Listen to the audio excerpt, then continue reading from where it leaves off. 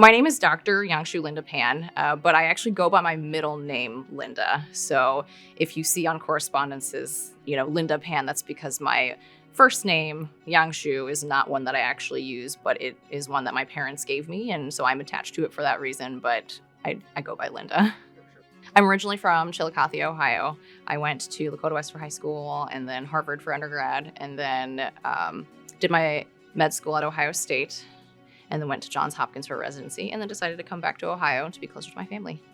Pretty much any time you go to an OBGYN, you are revealing something intimate about yourself, whether or not you mean to do that, whether it's dropping your pants for an exam, or it's talking about sexually transmitted infections, or getting pregnant. All of this is very intimate, and it is incredible the amount of trust that you have to have in somebody to talk about these things. And so it's extremely humbling for me as a person to be on the receiving end of that. And I find that it is also very rewarding that I get to engage in those interactions with random strangers who then, as I get to know them, are no longer strangers to me.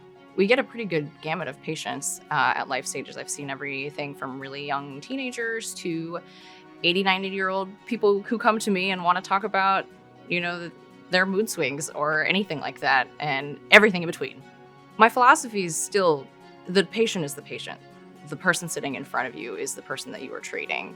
So whether that means that maybe you can't follow exactly what you're used to on this certain algorithm, or you look up something and it doesn't, and you're used to doing it one way for maybe a different type of patient, you have to realize that the person in front of you is the one that you are trying to help.